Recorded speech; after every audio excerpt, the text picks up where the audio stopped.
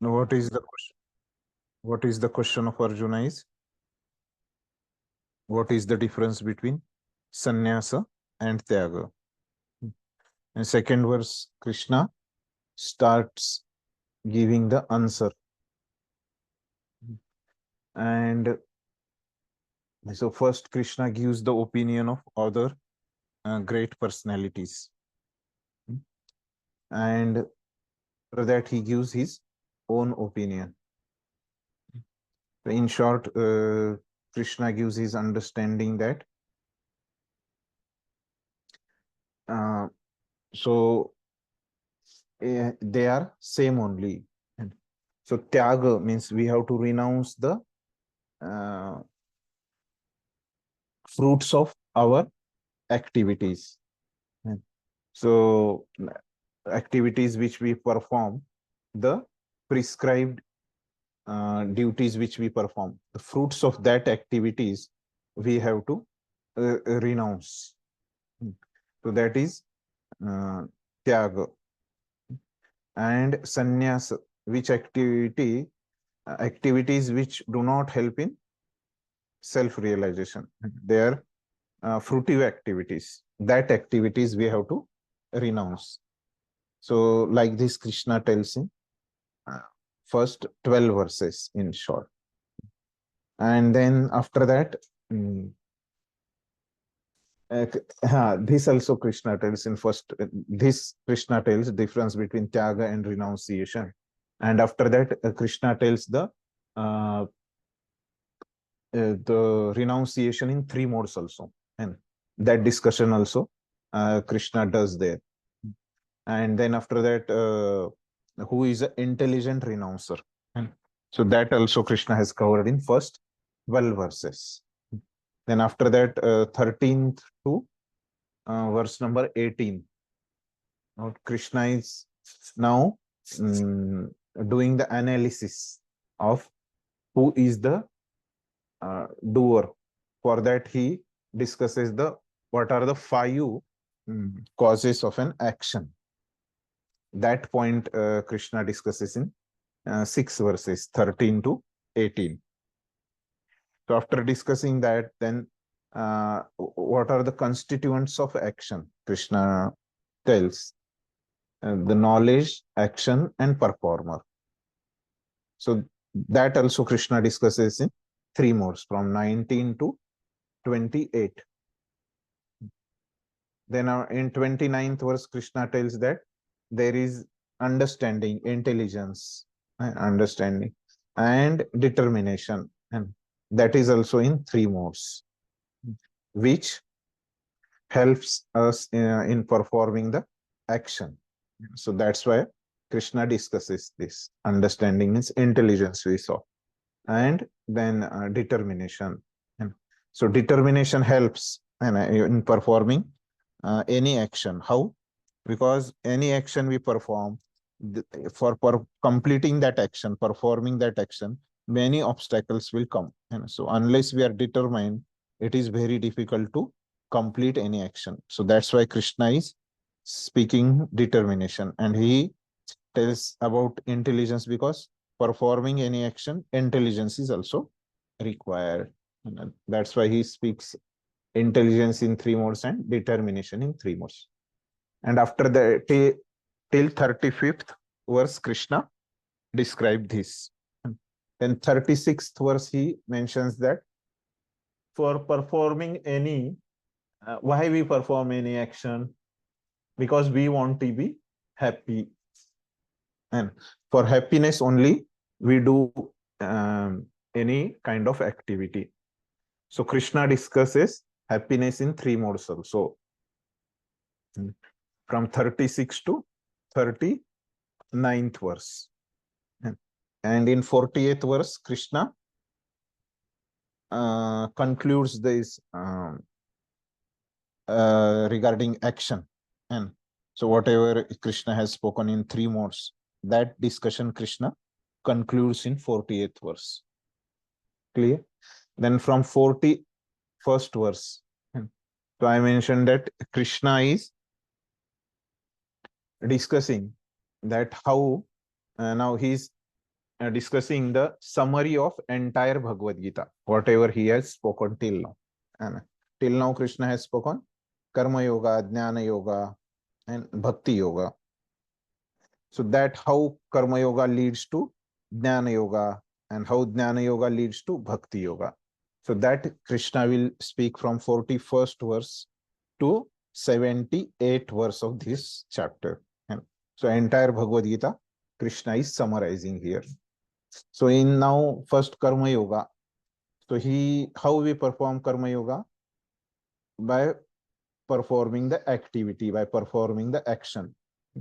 And how, what is the basis for performing action? And so all of us work based on our nature. And so whatever qualifications we have, or whatever guna and karma, based on that, we perform the action, any activity. So Krishna mentions that is our varnashrama nature. So based on that varnashrama nature, we perform the activity, and we perform karma yoga through this varnashram dharma. So then we discuss the all the qualities of a person in varnashrama, that we discussed. Then after that,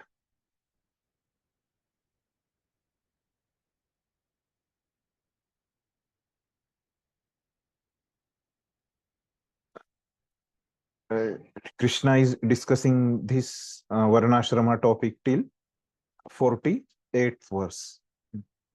So this much we have covered till 48th verse. So now after 48th verse, so Krishna has mentioned the varnashrama.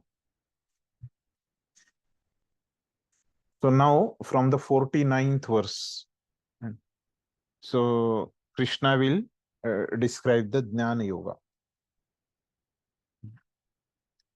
So how Krishna is now after Karma Yoga, how Krishna is speaking to Jnana Yoga. Till now Krishna has spoken about Karma Yoga. So when we perform Karma Yoga, then what happens? When we worship the Lord through our work, that is Karma Yoga. So naturally, when we perform the Karma Yoga, we will be elevated in our consciousness. And so by performance of Karma Yoga, our some purification will be done. And then when we are purified, so then what happens? We elevate us on the path of transcendence. And the path of transcendence is there. So we will be elevated on that path. Then similarly, when we elevate us on the path of transcendence, at the time what will happen? Our knowledge will also be increased. And we will elevate ourselves in knowledge also when we practice Karma Yoga. So that step Krishna is mentioning here, the Jnana Yoga step. After one verse, after one performs the Karma Yoga. So that stage Krishna is mentioning from 49th to 55th verse. What is the 49th verse? Krishna is telling, Asaktah buddhi sarvatra jitatma vigata spruha naishkarmya siddhim param naishkarmyam siddhim paramam sanyasenadhigacchati. So Krishna is telling, one who is self-controlled and unattached, and who disregards all material enjoyments, can obtain by practice of renunciation the highest perfect stage of freedom from reaction. So he performs the Karma Yoga. Then after that, he becomes self-control, unattached, and he doesn't have any attraction towards material enjoyment. And he disregards all kind of material enjoyment. Then by practice of renunciation, and he practices renunciation also. Then after that, he gets the highest stage of perfection. So then this is the person who has already practiced the karma yoga, and now he has given up the action completely.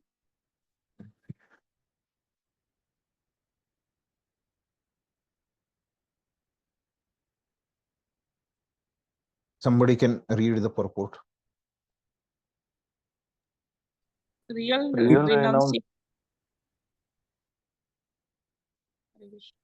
Real renunciation means that one should always think himself part and parcel of the Supreme Lord, and therefore think that he has no right to enjoy the result of his work. Since he is a part and parcel of Supreme Lord, the result of his work must be enjoyed by the Supreme Lord. This is actually Krishna consciousness. The person acting in Krishna consciousness is really a sannyasi, one, one in the renounced order of life. By such a mentality, one satisfied because he is actually acting for the Supreme. Thus, he is not attached to anything material. He becomes accustomed to to not taking pleasure in anything beyond the transcendental happiness derived from the service of the Lord. A sannyasi is supposed to be free from the reaction of his past activities, but a person who is in Krishna consciousness automatically attains this perfection without any accepting the so-called order of renunciation. This state of mind is called yoga, yoga, yoga arudha, or the perfectional stage of yoga, as confirmed in the third chapter. Yes, the atma retir ev satya. One who is satisfied in himself has no fear of any kind of reaction from his activity. Thank you, Bhakti. So what Prabhupada is mentioning here, first he mentions about the who is a real sannyasi, real renunciation. So in that, what Prabhupada is telling, real renunciation means to think oneself as a part and parcel of the Supreme Lord. So here Krishna speaking about Jnana Yoga, and Prabhupada is connecting this to a devotional service, and this should be clear to us. And after that, Prabhupada is mentioning, therefore think that he has no right to enjoy the results of his work. The second point is, he thinks himself as not the enjoyer, but Lord as the enjoyer. And after that, Prabhupada mentioned, who is the enjoyer? Lord is the enjoyer. Everything should be enjoyed by the Lord. So this Krishna consciousness gives the real satisfaction. And Prabhupada tells. Then why he is satisfied? Why? First point he tells is, because that person is acting for the Lord and he's not acting for himself. And that's why he's satisfied. And second point, Prabhupada tells that he's not attached to anything material.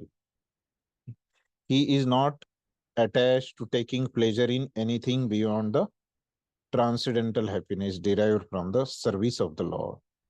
So he is only experiencing the spiritual happiness, not the material happiness. That is the third point Prabhupada tells is, he automatically attains this perfection without even accepting the so-called order of renunciation. So he has not officially accepted the sannyas order, but he is by qualities, he is by sannyasi. From the external status, he is not a sannyasi, but by the qualities. So yoga rud and yoga rurukshu. Two stages we have seen in 6th chapter. The 3rd chapter also it is there. But this term yoga rud and yoga rurukshu, and they are in the 6th chapter. So yoga rud means arud means he is advanced and perfectional stage of yoga, and yoga rurukshu is the beginning stage of yoga. So like this, Prabhupada connects this person to devotional service. And what whatever stages mentioned here, and so how these stages and qualities, and they are part of devotional service, that Prabhupada mentions by his purport. Now, as I have told you before also, this now Krishna started speaking the Jnana Yoga. So now how this Jnana Yogi, what kind of sadhana, his process, and what kind of process he is practicing. And so that Krishna is mentioning in the 58th verse. His sadhana, Jnana Yogi's sadhana. So what kind of sadhana he does? Siddhim prapto yata brahma तथाप्नोति निबोध में समासेनेव कौन्तेय निष्ठा ज्ञानस्य या परा. So he learn from me how one who has achieved this perfection can attain the supreme perfectional stage Brahman, the stage of highest knowledge, by acting in this way. I shall now summarize. And so now in this verse, Krishna told that I will mention the practice and how this person attained this perfectional stage, and by which practice and he has attained this perfectional stage of knowledge, and means jnana. By acting in that way, so by acting in a that way means that particular process, he has achieved this stage of Brahman, and which Jnana Yogi achieves. So that Krishna is now going to tell in the next verse. Okay. So Krishna just mentioned here that what will be his sadhana by practice, that I will mention in the next verse. Somebody can read purport. The Lord describes for Arjuna how one can achieve the highest perfectional stage simply by being engaged in his occupational duty, performing the duty for the Supreme Personality of Godhead. One attains the supreme stage of Brahman simply by renouncing the result of his work for the satisfaction of the Supreme Lord. This is the process of self-realization. The actual perfection of knowledge is in attaining pure Krishna consciousness that is described in the following verses. Thank you. So Prabhupada, what is telling that what Lord has told, that from the next verse onward he will mention the Jnana Sadhana. Now Prabhupada, what is telling, that one can achieve the highest perfectional stage simply by being engaged in his occupational duty, performing that duty for the Supreme Personality of Godhead. So this Krishna has mentioned in first 6 chapters. So in first 6 chapters, what Krishna has compared Karma Yoga with Jnana Yoga. So there Krishna has mentioned in first 6 chapters that how Karma Yoga is better than Jnana Yoga, better and safe. So why? Because Karma Yoga, if somebody performs, then Nishkama Karma Yoga especially, somebody performs, then whatever realization and he is going to get by practice of Jnana Yoga, and the same realization person will get by practicing the Nishkama Karma Yoga. Krishna mentioned. And he also mentioned that Nishkama Karma Yoga, there is no qualification required and by for practicing Nishkama Karma Yoga. Whereas in Jnana Yoga, what are the qualifications? He has to control his senses, he has to practice the brahmacharya, and so like this some conditions are there for performing the Jnana Yoga. But for performing Karma Yoga, there is no condition required and pre-qualifications are not required, and it is safe also, and a person will not fall down if he practices Karma Yoga. But Jnana Yogi, although he is if he falls in Karma Yoga person, then what happens? That he is continuing in his life. But Jnana Yogi, if he falls down, then what happens? Jnana Yogi already he has given up all kinds of work, and after that if he falls down, then it will be very difficult for him to maintain his life. But Karma Yogi, he doesn't give up the work only, and so he is performing the action. So it is very safe platform. Like this, Krishna compares there in first 6 chapters, and he concludes that Karma Yoga is the safest, and there is no risk involved in the practice of Karma Yoga. So therefore, one should perform Karma Yoga and instead of Jnana Yoga, and like this, Krishna mentions. So that's why, and both of practitioner of both of the yoga will get the same realization. So that's why Prabhupada is writing here this line: one can achieve the highest perfectional stage simply by being engaged in occupational duty. And occupational duty means he's performing the Karma Yoga. That's why the same highest perfection means what is here? The perfection which one can get by practice of Jnana Yoga. Same perfection one will get by practice of Karma Yoga. And so that is the understanding here.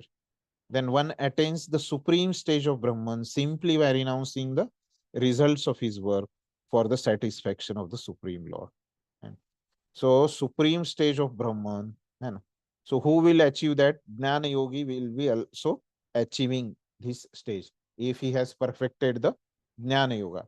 The same stage one can achieve by renouncing the result of his work, means Nishkama Karma Yoga.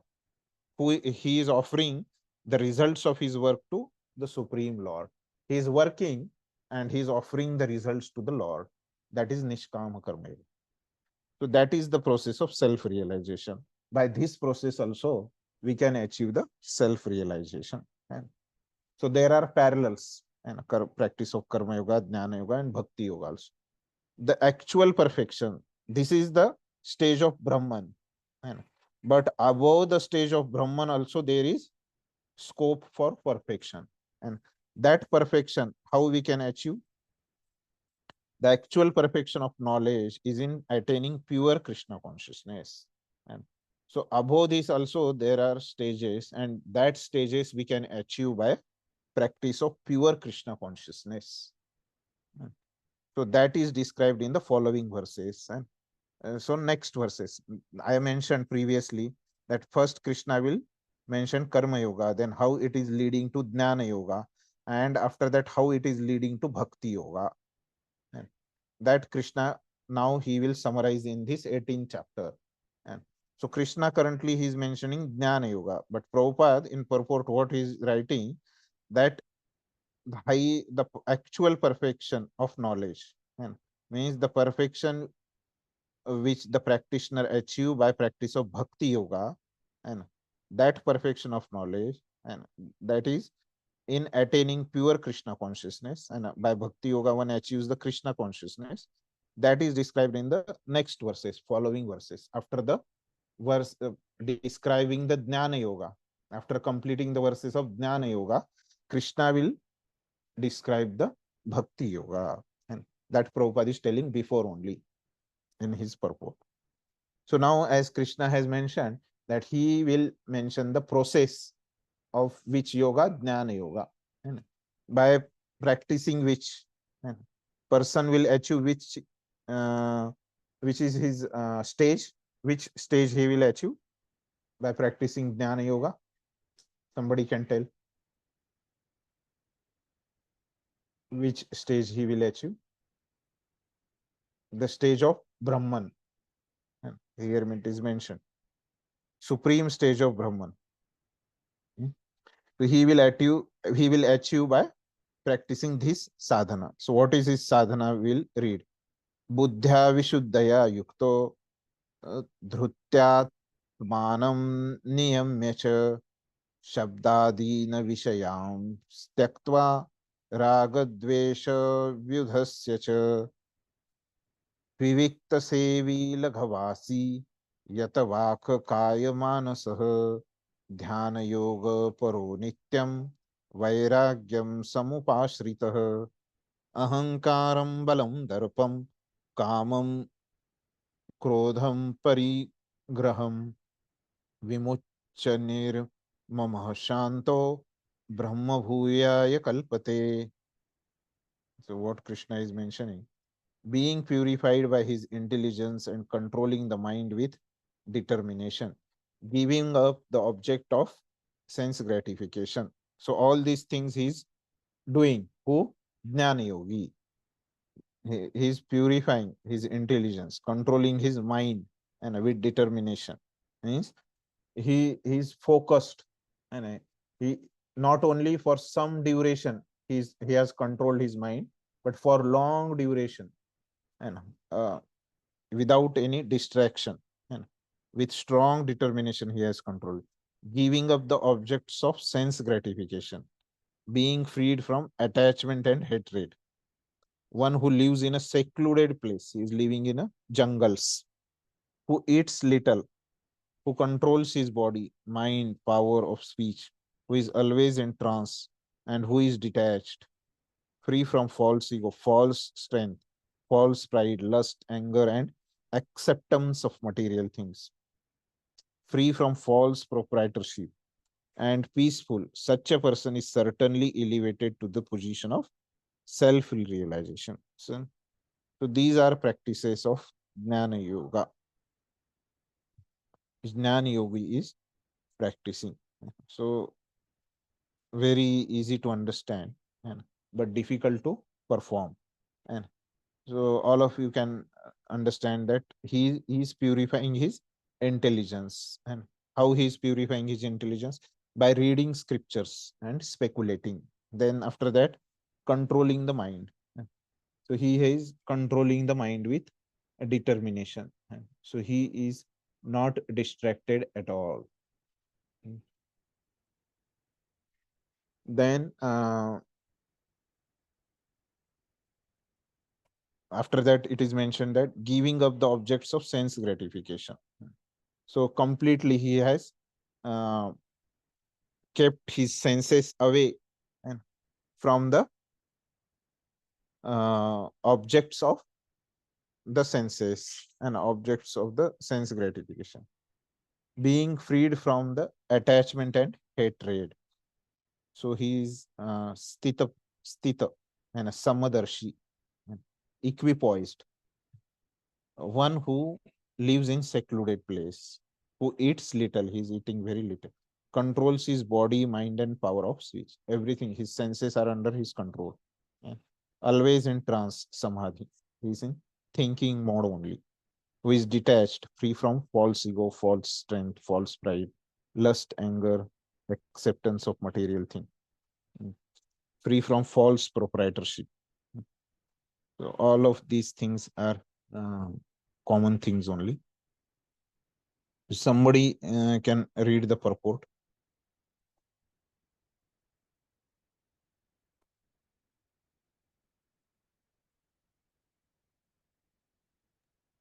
When one is purified by intelligence, he keeps himself in the mode of goodness. Thus, one becomes the controller of the mind and is always in trance. He is not attached to the objects of sense gratification, and he is free from attachment and hatred in his activities. Such a detached person naturally prefers to live in a secluded place. He does not eat more than what he requires, and he controls the activities of his body and mind. He has no false ego because he does not accept the body as himself, nor has he a desire to make the body fat and strong by accepting so many material things. Because he has no bodily concept of life, he is not falsely proud. He is satisfied with everything that is offered to him by the grace of the Lord, and is never angry in the absence of sense gratification, nor does he endeavor to acquire sense objects. Thus, when he is completely free from false ego, he becomes non-attached to all material things, and that is the stage of self-realization of Brahman. That stage is called the Brahmabhuta stage. When one is free from the material conception of life, he becomes peaceful and cannot be agitated. This is described in Bhagavad Gita 2.70. Apuryamanam achala pratishtham samudramapa pravishanti yadvad tadvad kamayam pravishanti sarve sashanti mapnoti nakamakami. A person who is not disturbed by the incessant flow of desires that enter like rivers into the ocean, which is ever being filled but is always still, can alone achieve peace, and not the man who strives to satisfy such desires. Thank you, bro. So in purport, whatever the limbs of Jnana Sadhana, which Krishna has described, so just Prabhupada, they are connected. And they are connected by Prabhupada. And so Prabhupada just connected all the limbs in the sequence. And so how Prabhupada has connected, we'll just go through the list of the limbs. When one is purified by intelligence. So this is the first limb which Krishna has mentioned. Then one will be in the goodness, and because his intelligence is purified. Then because of that, his mind is controlled. And then if his mind is controlled, then he is in trance, samadhi. Then he is not attached to the objects of sense gratification, because he is in samadhi, he is on transcendental level, and he is in trance. So naturally, he will be detached from the material objects, and he will be also detached from attachment and hatred. He is free from those things. Naturally, such a person, he will not live in among the people who has the material consciousness, and he wants to avoid the association of materialistic person naturally, and that's why he lives in a secluded place. And naturally, in a secluded place, he will not have so much luxurious eating facility, so he will eat less. And naturally, then after that, he has a control over his body and mind. He has no false ego, and he doesn't accept body as himself. He is detached from the body. So and he will not work more for the body, but more time and energy he is giving working for the sense self realization, and not for the body and sense gratification. And he is very satisfied and in this practice of jnana sadhana, and he is not angry. And when we become angry, when we do not get the uh, sense gratification. So how we can understand that? We have studied this before also, that kama nuja. So we have studied that if lust is fulfilled, then it becomes the greed. And if it is unfulfilled, that we have studied this before, that it becomes the anger. So lust is what? Desire to enjoy.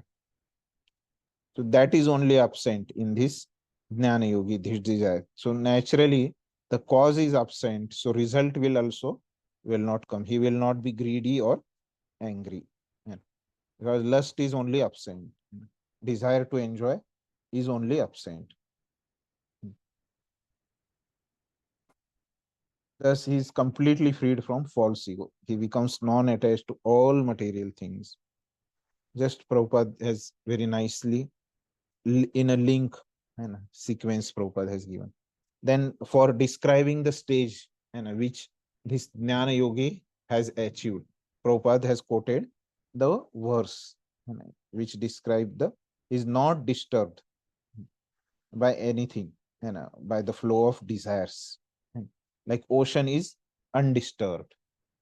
So similarly, such a person who is on the platform of Brahman, called as Brahma Bhuta stage. So that Brahma Bhuta stage, and on this person is situated. And how he is situated there? By practice of Jnana Sadhana, by practicing Jnana Yoga, he has reached there. So the next verse, Krishna described that stage, Brahma Bhuta stage. And so Krishna mentions Brahma Bhuta Prasannatma, na shochati na kankshati, samah sarveshu bhuteshu, mad bhaktim labhate param. One who is thus transcendently situated at once realize, realizes the supreme Brahman and becomes fully joyful. He never laments or desires to have anything. He is equally disposed towards everything, every living entity. In that state, he attains pure devotional service unto me. So now Krishna is mentioning, now he is leading to where? Bhakti Yoga, in a form Jnana Yoga. So by practice of Jnana Yoga, this person has come to the stage of Brahma Bhuta. Now Krishna is mentioning, after from this Brahma Bhuta stage, and Brahma Bhuta stage, one will practice the devotional service. Means what is happening? This Jnana Yoga is leading to where? Bhakti Yoga. So from this stage, one can practice the devotional service unto Krishna. Clear? Then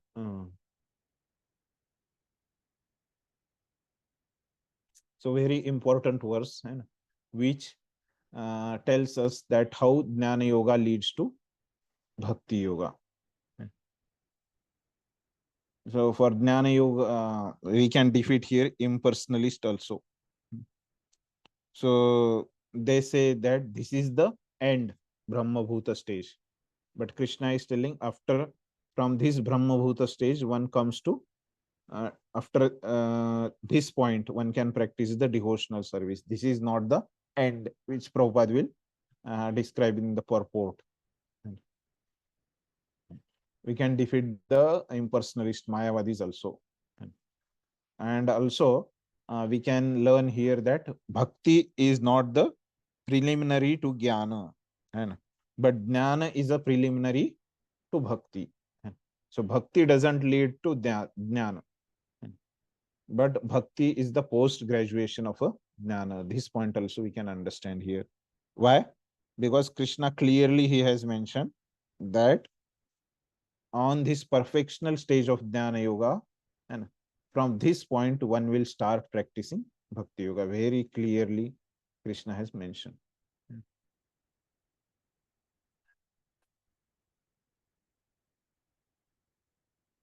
Okay, somebody can read the purport. To the impersonalist, achieving the Brahma Bhuta stage, becoming one with the Absolute, is the last word. But for the personalist or pure devotee, one has to go still further to become engaged in pure devotional service. This means that one who is engaged in pure devotional service to the Supreme Lord is already in a state of liberation called the Brahma Bhuta, oneness with the Absolute. Without being one with the Supreme, the Absolute, one cannot render service unto him. In the Absolute conception, there is no difference between the served and the servitor. Yet the distinction is there in a higher spiritual sense.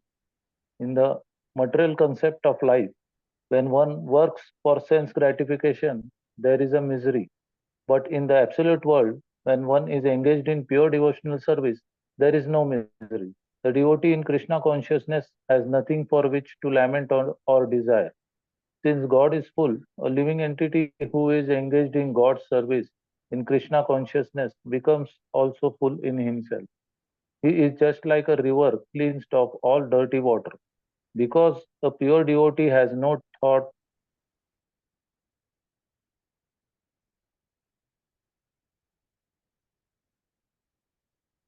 other than because in the service of the Lord. He has no desire for material enjoyment. 1 minute.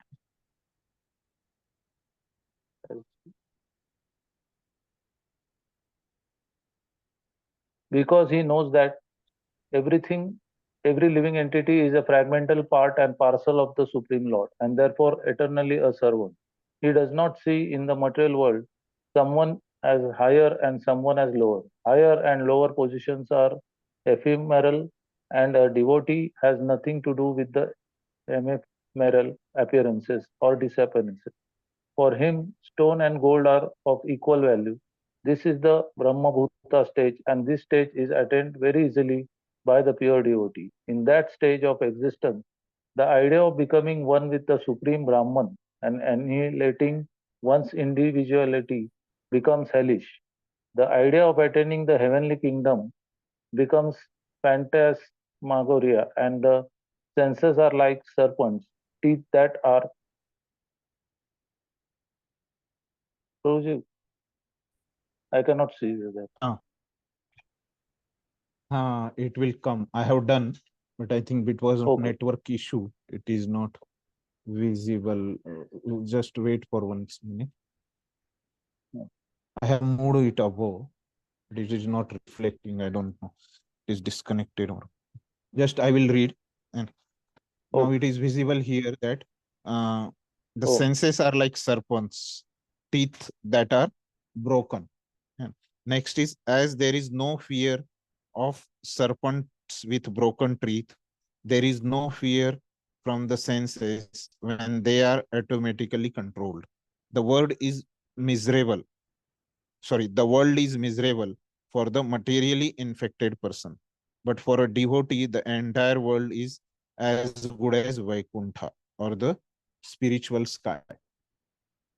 The highest personality in the material universe is no more significant than an ant for a devotee. Such a stage can be achieved by the mercy of Lord Chaitanya, who preached pure devotional service in his age.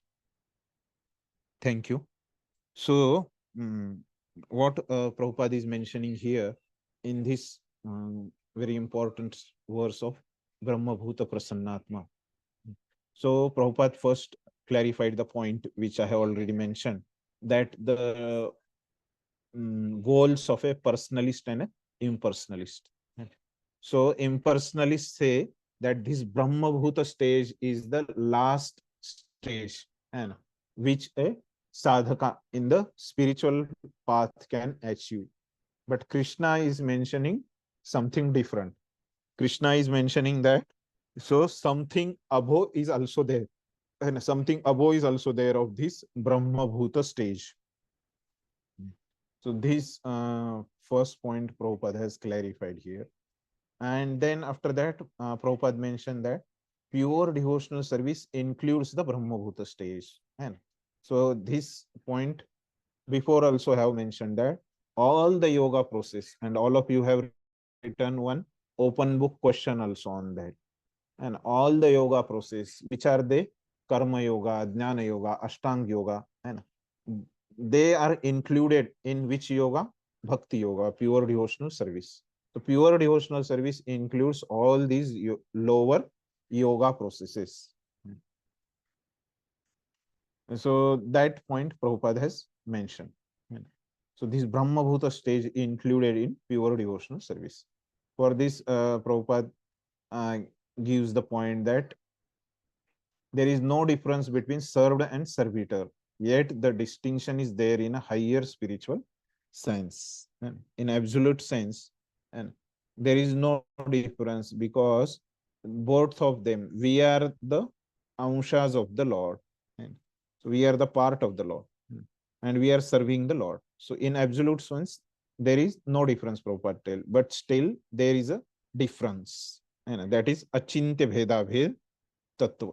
Prabhupada mentions. The name he has not mentioned, but we know the name and why there is a difference and why there is a no difference. And so that is achintya bheda bhed tattva. Then Prabhupada mentions about the pure devotional service fulfill the all criteria of Brahma Bhuta stage. Then he explains that how the person on the Brahmabhuta stage is also joyful, and the person who practices devotional service, he is also joyful.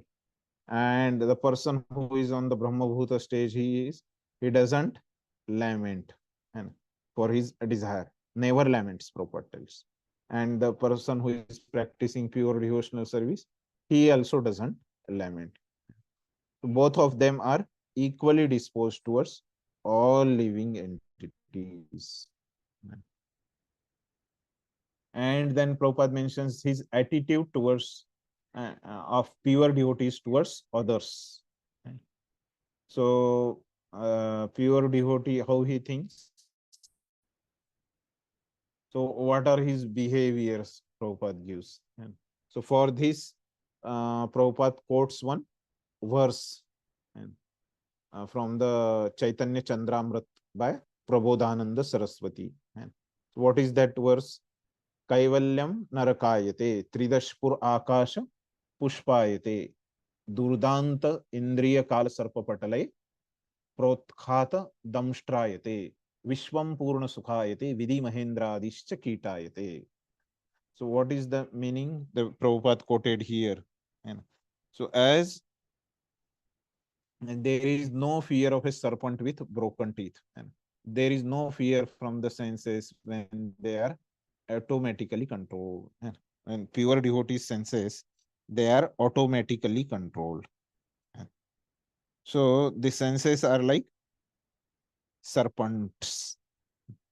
So for conditioned soul and the soul who is not a pure devotee, and for him the senses are very dangerous, and because for his senses are like serpent who has poison in his teeth, like this for conditioned soul. But for pure devotees who has purified his senses, for him serpent who has in whose teeth poison is not there, that poison is removed. And so like this analogy Prabhupada is quoting, and which is already given by Prabodhananda Saraswati, and to just mention the behavior of a pure devotee, and Prabhupada gives this verse. So how one can achieve the perfection of the pure devotional service?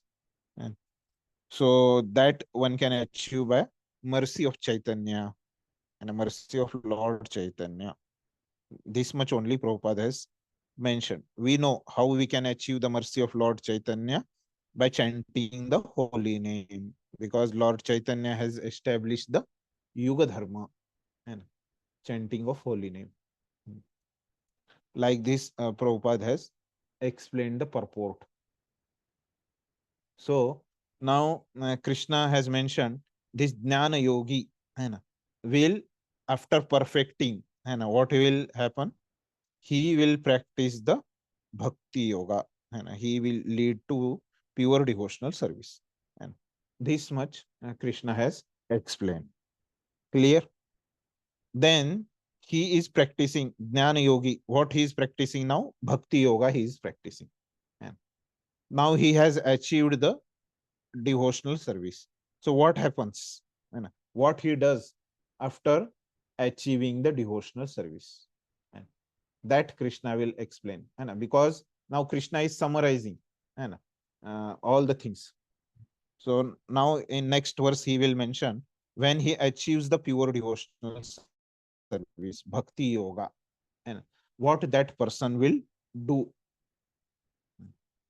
So what person will do? Bhaktyamam abhijanati yavan yaschasmi tatvatah tato mam tatvato jnatva vishate tad anantaram. And bhaktyamam abhijanati. And one can understand me as I am, as the Supreme Personality of Godhead, only by devotional service. And so when one practices karma yoga, jnana yoga, that person doesn't know who is the Supreme Personality of Godhead.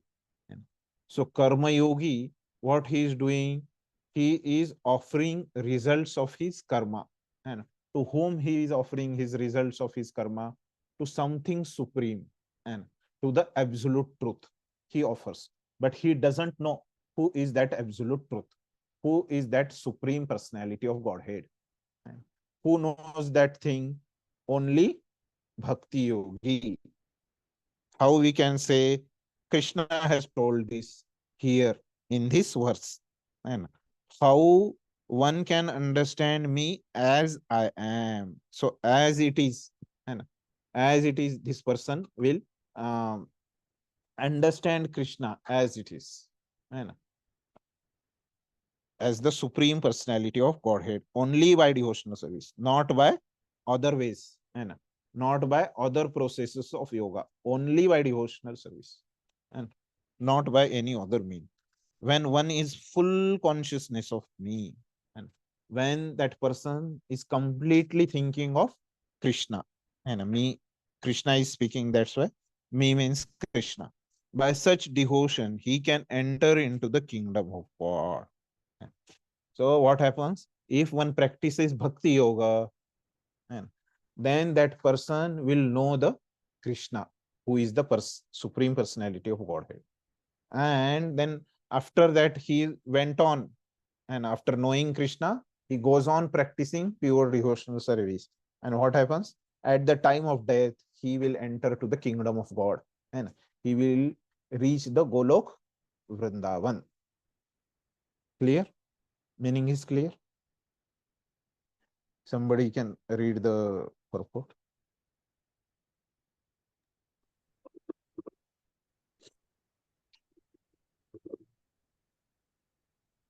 The Supreme Personality of Godhead and his plenary position cannot be understood by mental speculation nor by the non deity. If anyone wants to understand the Supreme Personality of Godhead, he has to take to pure devotional service under the guidance of a pure devotee. Otherwise, the truth of the Supreme Personality of Godhead will always be hidden, as already stated in Bhagavad Gita 7.25. Na aham prakas sarvasya. He is not revealed to everyone. No one can understand God simply by erudite scholarship or mental speculation. Only one who is actually engaged in Krishna consciousness and devotional service can understand what Krishna is. University degree are not helpful. No, thank you. So, what Prabhupada is mentioning here, that Krishna and his expansions, plenary portion means his expansions. And so we cannot understand them by mental speculation, and non-devotees cannot understand them. How we can understand them? Only by devotional service. And how we can practice devotional service? Under guidance of a spiritual master. And who is spiritual master? He is a devotee. Uh, Otherwise, we cannot understand Krishna. So how we can, there is one supporting verse also. And Naham Prakasha Sarvasya. In this verse, what Krishna is telling, that I hide myself, and I will not reveal to everyone, and especially those who do not accept that I have the form, and that he mentioned in 24th verse and 7.24, that he mentions that they are the mudhas, and who think that I do not have any form. And now in 25th verse, Krishna tells that I hide myself, my form, I hide from them. Clear? And nobody can understand him with the help of scholarship or mental speculation, but only by devotional service. This much Prabhupada has explained. Next part, somebody can read. One who is fully conversant with the Krishna science become eligible to enter into the spiritual kingdom. The abode of Krishna. Becoming Brahman does not mean that one loses his identity. Devotional service is there, and as long as devotional service exists, there must be God, the devotee, and the process of devotional service. Such knowledge is never vanquished, even after liberation. Liberation involves getting free from the concept of material life. In spiritual life, the same distinction is there. the same individuality is there, but in pure Krishna consciousness. One should not mistakenly think that the word Vishate enters into me. Suppose the monist theory that one becomes homogeneous with the impersonal Brahman. No, Vishate means Vishate means that one can enter into the abode of Supreme Lord in one's individuality to engage in his association and render service unto him. For instance, a green bird enters a green tree, not to become one with the tree, but to enjoy the fruits of the tree. Impersonalists generally give the example of a river flowing into the ocean and merging. This may be a source of happiness to the impersonalist, but the personalist keeps his personal individuality like an aquatic in the ocean. We find so many living entities within the ocean. If we go deep, surface acquaintance with the ocean is not sufficient. One must have complete knowledge of the aquatic livings in the ocean depth. Right. So what Prabhupada is doing in this paragraph, he is refuting the Mayavad especially. So this it is mentioned by Krishna here, na, that Brahma Bhuta stage. So becoming Brahman. Then after from that point, person will practice the devotional service. So Krishna mentioned like this. Then these Mayavadi people, what they say that Brahman means like this person, and also the word is there Vishate, and so means this person enters into the kingdom of God, means he merges into the Brahman, in the light, in the Brahma Jyoti, like that they say. Because the meaning of the word, Sanskrit word Vishate is enters into, enters into me, like that it is mentioned by Krishna. So they take the word to word meaning of Vishate and they misinterpret this word Vishate, and they say that it is like a green bird. So no, that is mentioned by Prabhupada. So they employ that. So they imply from this that living entity is merging into the kingdom, into the body of God. Like this, this impersonalists they say. Then Prabhupada defeating them by giving the analogy. And then Prabhupada is telling that when bird and he goes onto the tree, and then we say that bird has entered into the tree. So at that time, what is happened? The bird is some. We can take the example of parrot and a green bird. So this green bird has entered in the green tree. Means what is happening? He's entering and Vishate. But although he has entered in the tree, still he has his unique identity. Bird also is unique and tree is also unique. Both of them have separate identity. And after entering into the tree also, bird has not destroyed his identity. His identity is also there. Then these impersonalist people, they also gives one analogy, like tells that when river enters into the ocean, what happens? The identity of the river is destroyed. Like this, they say, Mayavadi people. So this is the meaning of enter, Vishate, and like this they say. No, Prabhupada is telling, no, it is not like that. It is like that when the animals in the river, means especially the fishes are there in the river. When a river enters into the ocean, so whatever fishes, whatever aquatics, and they were present in the river, they will also enter into the ocean. But what they are maintaining their identity. Their identity is there. Identity is not destroyed, like the identity of river is destroyed. So Prabhupada tells that. So it is like that. And so like the animals, they are entering into the ocean, like that. So like this, some arguments Prabhupada has given to defeat the Mayavad. The next paragraph somebody can read. Because of his pure devotional service, a devotee can understand the transcendental qualities and the opulences of the Supreme Lord in truth.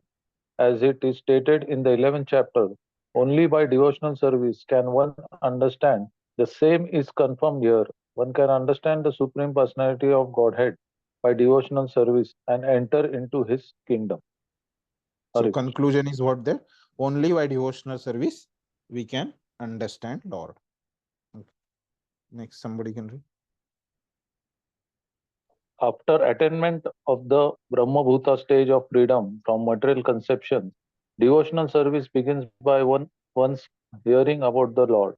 When one hears about the Supreme Lord, automatically the Brahma Bhuta stage develops, and the material contamination, greediness, and lust for sense enjoyment disappear. As lust and desire disappear from the heart of a devotee, he becomes more attached to the service of the Lord, and by such attachment, he becomes free from material contamination. In that state of life, he can understand the Supreme Lord. This is the statement of Srimad Bhagavatam also. After liberation, the process of bhakti or transcendental service continues. The Vedanta Sutra 4.1.12 confirms this. Prayanta tatrapi hi drishtam. This means that after liberation, the process of devotional service continues.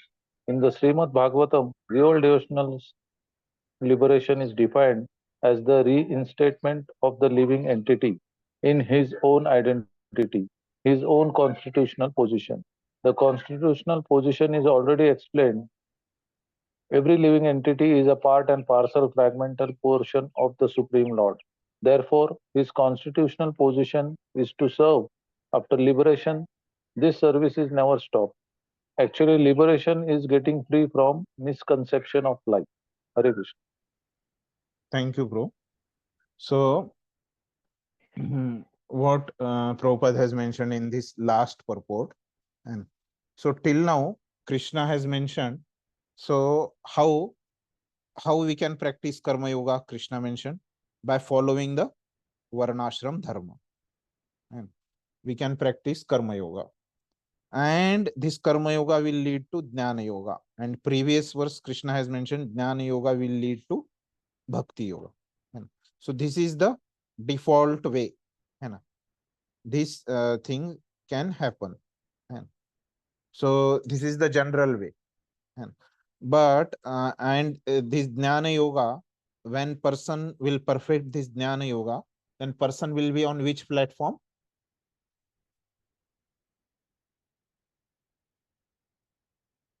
Which platform? Brahman platform.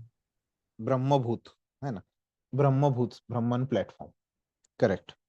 So then, how this person has achieved this Brahmabhuta platform? By practice of Jnana Yoga. है ना? So this is general way. So now Prabhupada is mentioning another way a person can achieve the Brahmabhuta platform. So what is that another way? So this person from beginning only he will practice Bhakti Yoga, and he hears from the pure devotee. Then he will come to Brahma Bhuta stage. And after that also he practice the Bhakti Yoga. So this Prabhupada is adding another way how person can come to that stage. So what is that another way? And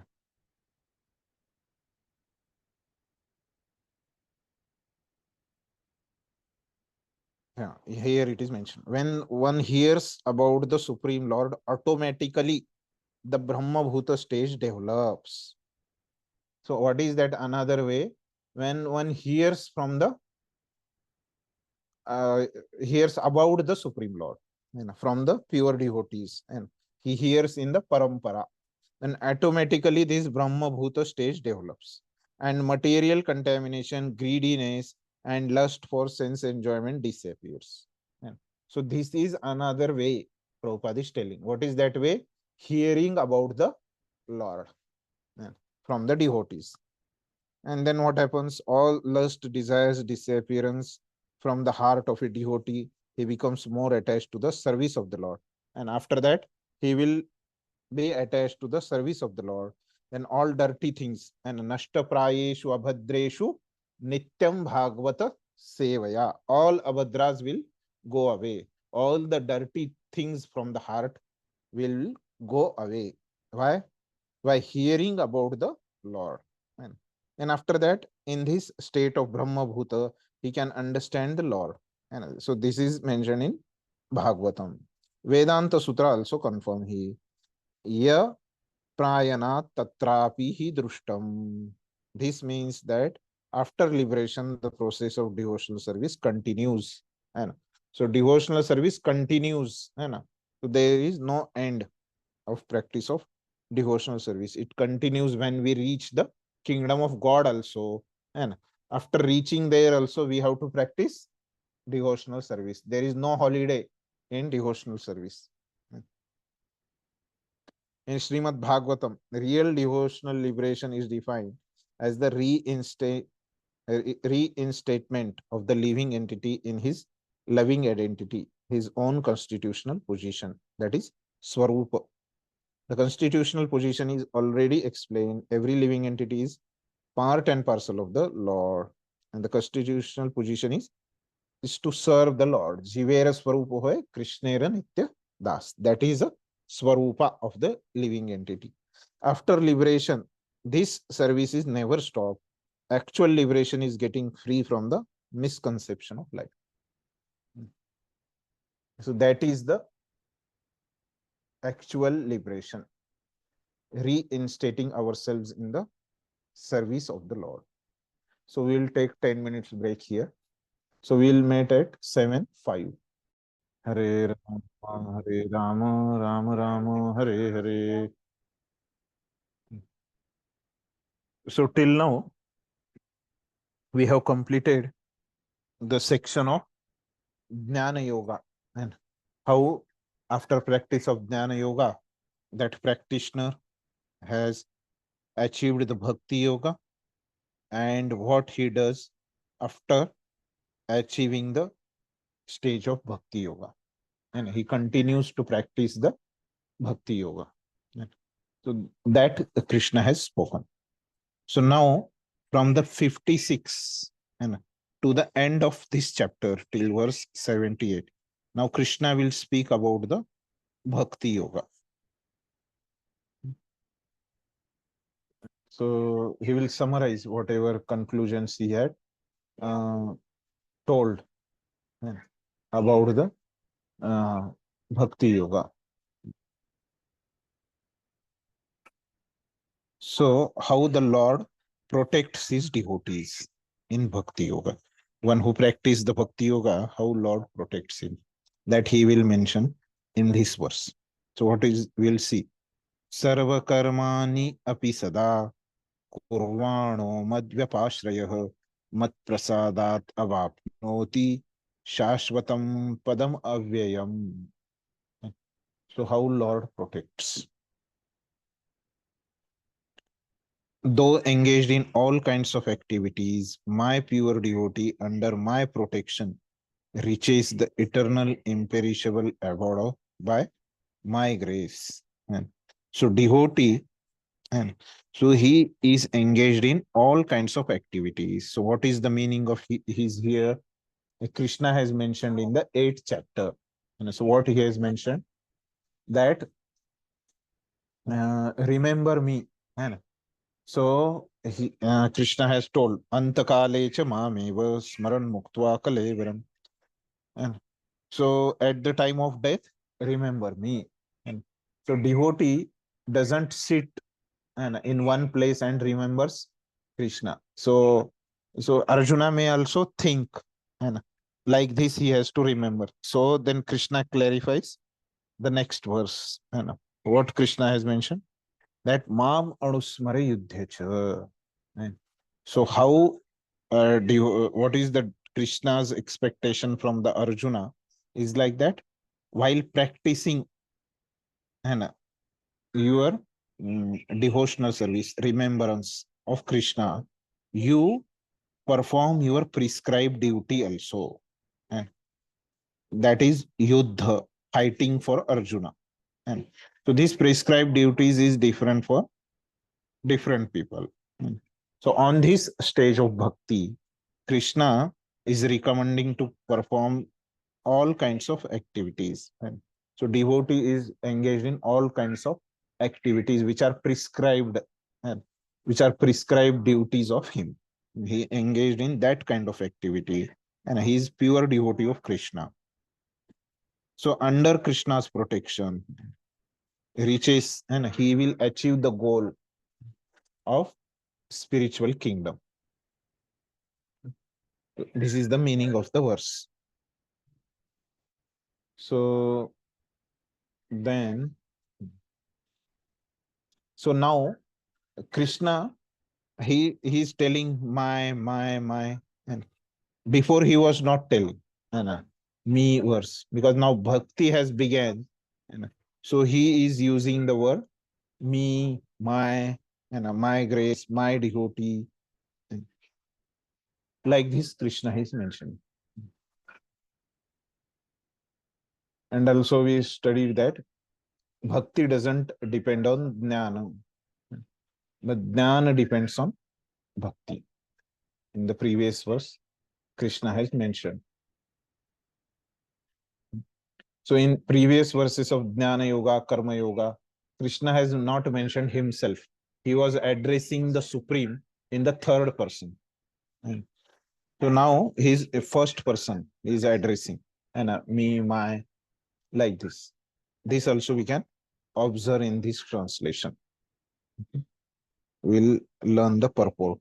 Somebody can read the purport.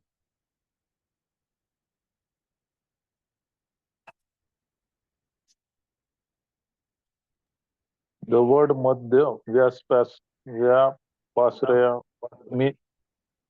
means under the protection of the Supreme Lord to be free from material contamination.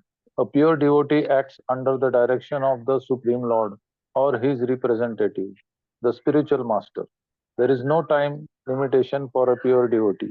He is always 24 hours a day, 100% engaged in activities under the direction of the Supreme Lord. To a devotee who is thus engaged in Krishna consciousness, the Lord is very, very kind. In spite of all difficulties, he is eventually placed in the transcendental abode of Krishna Loka. He is guaranteed entrance there. There is no doubt about it. In that supreme abode, there is no change. Everything is eternal, imperishable, and full of knowledge. Hare Thank you, bro. So what Prabhupada is mentioning, first he began with the word Madhya Vyapashraya. And so the meaning of this word is under the protection of the Lord. Yeah. So what a devotee acts under the protection of the Lord means he is free from the material contamination. And this is also one of the meaning. And so he is under the Lord, so he doesn't have any contamination. And he is always 24 hours. He is engaged under the direction of the Lord or his representative, spiritual master.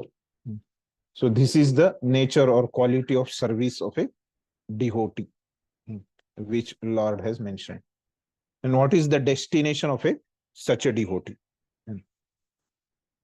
So such a devotee who is engaged in Krishna consciousness. So the Lord is very kind towards such devotees. And Lord takes him to his abode, Krishna Loka, Vaikuntha Loka. And his entry there, his ticket is confirmed. Entry is guaranteed there. And regarding the abode, Prabhupada is telling there is no change. Everything is eternal, imperishable. And there is no misery there. No Vaikuntha. And I mean, where there is no kuntha and no misery in the abode of the Lord. So such a devotee who is practicing devotional service, and he will be protected by the Lord. And in 12th chapter also, Lord has told that Teshaham samudharta mrityu samsara sagara. And So I will bring that devotee from this mrityu samsar, from this ocean of material miseries, and I will pick that devotee myself. And Tesha Aham, myself, and I will come and myself will take that devotee to Krishna Loka. So if one such a devotee who is protected by the Lord and he who has taken to the spiritual world, Krishna Loka. So how then devotee depends on his Lord's protection. You know, Lord will protect him. And how devotee is dependent on his protection. That Lord is describing on Lord's protection from the how devotee's dependence. Chetasa sarva karmani mai sanyasya matparah buddhi yogam upashritya machitta satatam bhava. And so how Lord is depending in all activities, just depend on me. And so whatever activity devotees is performing, and so he is completely depend on the Lord. I mean, just depend. He is not doing anything. It's just depending on the Lord and works always under his protection. He is working, but how? Krishna's protection. And in the previous purport, Prabhupada has mentioned Krishna's protection means directly under the direction of Krishna or his representatives. In such a devotional service, will be fully conscious of me. Then he's practicing devotional service, bhakti yoga, and such a person is in consciousness of Krishna, fully consciousness of Krishna. The devotee is dependent on Krishna because Krishna is protecting him. Somebody can read the purport. When one acts with Krishna consciousness, he does not act as the master of the world. Just like a servant, one should act fully under the direction of the Supreme Lord. A servant has no individual independence. He acts only on the order of the master. A servant acting on behalf of the Supreme Master is unaffected by profit and loss. He simply discharges his duty faithfully in terms of the order of the Lord. Now, one may argue that Arjuna was acting under the personal direction of Krishna. But when Krishna is not present, how should one act? If one acts according to the direction of Krishna in this book, as well as under the guidance of the representative of Krishna, then the result will be the same. The Sanskrit word matpara is very important in this word. It indicates that one has no goal in life. One has no goal in life save an expert acting in Krishna consciousness just to satisfy Krishna. And while working in that way, one should think of Krishna only. I have been appointed to discharge the particular duty by Krishna. While acting in such way, one naturally has to think of Krishna. This is perfect Krishna consciousness. One should, however, note that after doing something whimsically, we should not offer the result to the Supreme Lord. The sort of duty is not in the devotional service of Krishna consciousness. One should act according to the order of Krishna. This is very important point. That order of Krishna comes through disciplic succession from the bona fide spiritual master. Therefore, the spiritual master's order should be taken as the prime duty of life. If one gets a bona fide spiritual master and acts according to his direction, then one's perfection of life in Krishna consciousness is guaranteed. Thank you, Mataji. So, Prabhupada, in the beginning, he started from the mode of the servant. And so, how this person acts in a mode of servant. And so, what is the meaning of the mode of servant? So, he acts under the direction of the Lord. So, he doesn't depend on anybody else. He is not affected by profit and loss. acts only behalf of the master. So when you can imagine this, that when you are working somewhere in particular company, and so what is you are completely detached, and whatever the profits the company is getting, and just you try to do your role and in a detached way. In a similar way, such a person serves the Lord in a mode of servant. So he discharges his duty faithfully. He is not concerned with the profit and loss. So one who thinks himself as the owner, and he will be attached to profit and loss. But servant is not attached to profit and loss. That is the mode of servant. In a detached way, he will serve the Lord. So how one will have this mode? So one will act under somebody, and somebody means who? Either under the instruction of Krishna, which are mentioned in Bhagavad Gita, in the scriptures, or he will act under the guidance of the Lord. So this is the mode of that servant, and he will achieve, so he will act under the direction of the scriptures or Guru. And such a person will satisfy Krishna only. So some devotee, they misuse the concept of devotional service.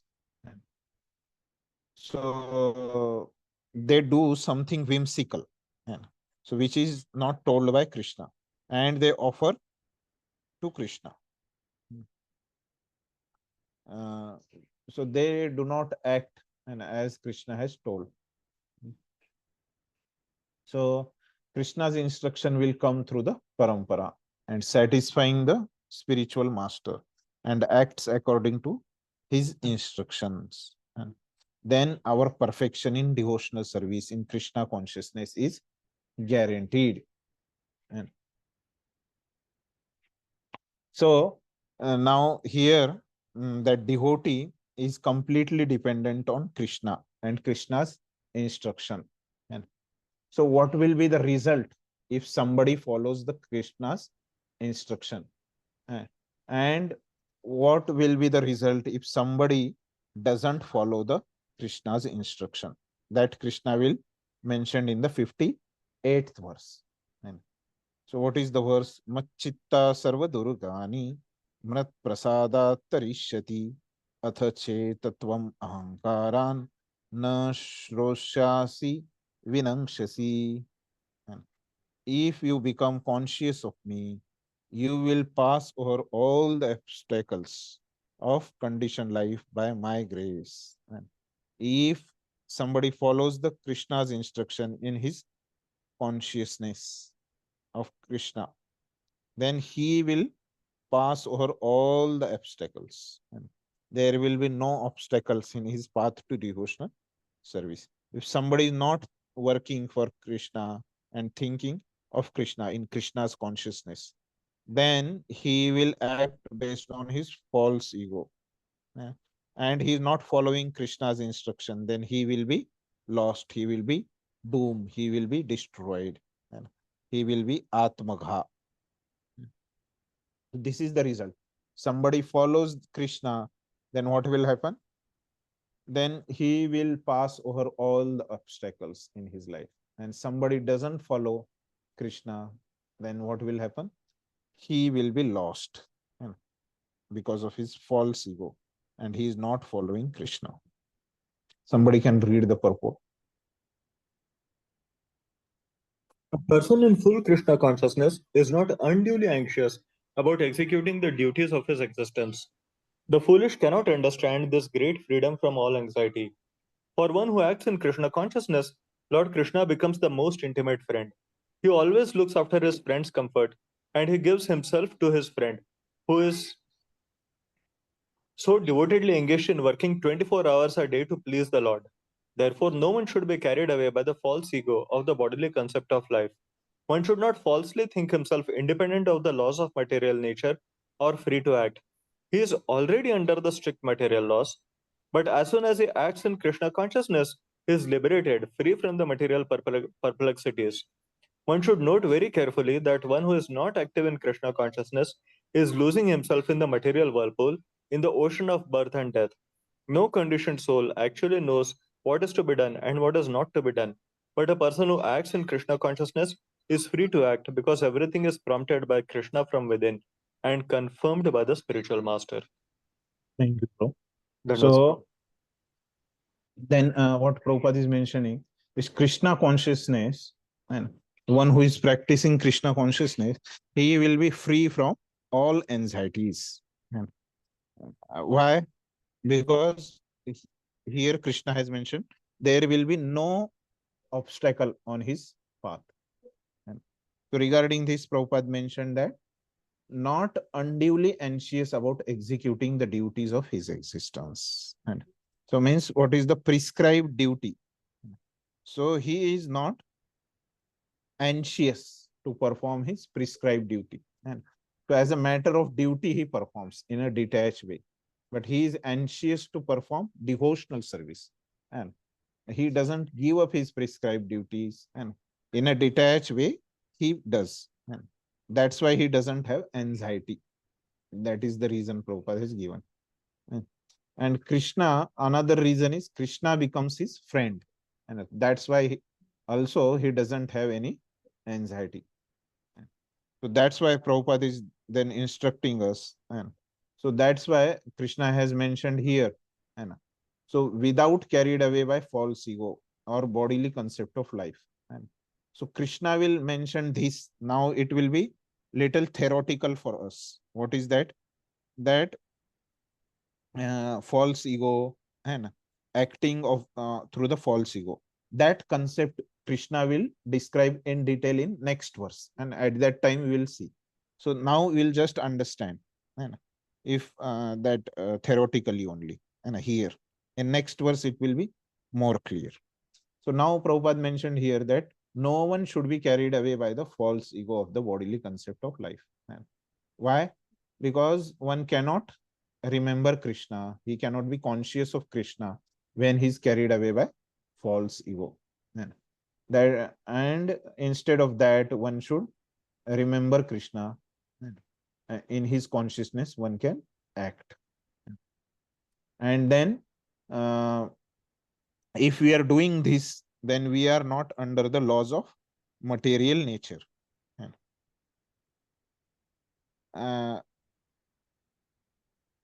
If we are remembering Krishna. In Krishna consciousness, person is liberated and free to act. Why he is liberated? Because he is under the direction of Krishna. And everything is prompted by Krishna from within. And externally it is confirmed by spiritual master. If he is not doing this and he is not under the instruction of Krishna, then he is under the laws of material nature. And this is one side Prabhupada has explained. The another side, that he is not very careful and he is not practicing Krishna consciousness, then he will lose everything. And he will wander in this Brahmanda Bhramite Kono. He will become the person who is doing Brahman and who is wandering in this material whirlpool, Brahmanda Bhramite Jiva. And he will, if he is not remembering Krishna, he will not understand what should be done and what should not be done.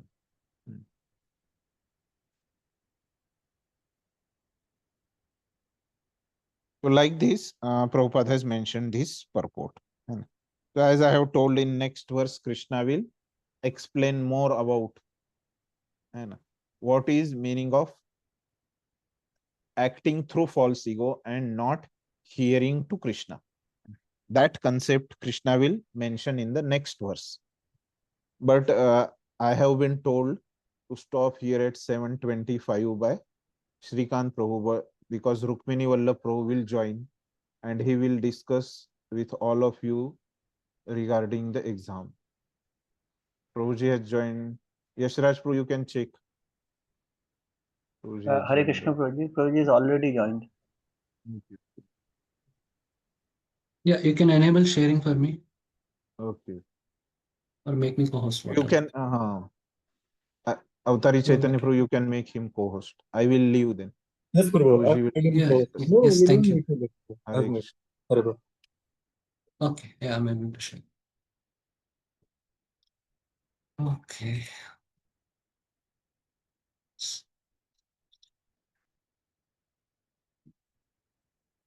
Sorry.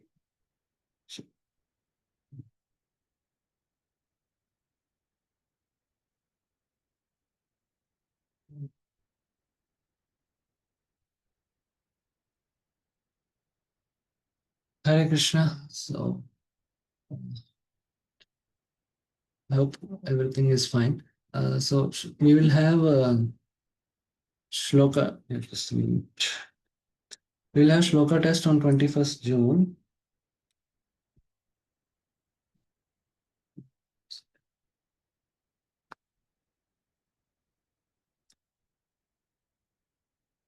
Like classes will be there next weekend, next 14, 15.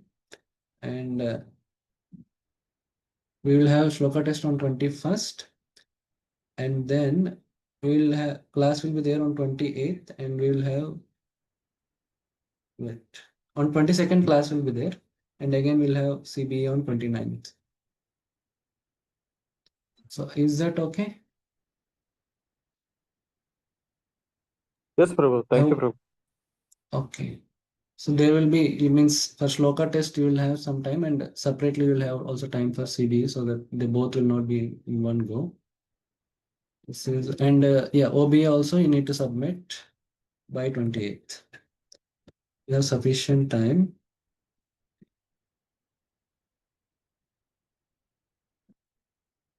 Submission.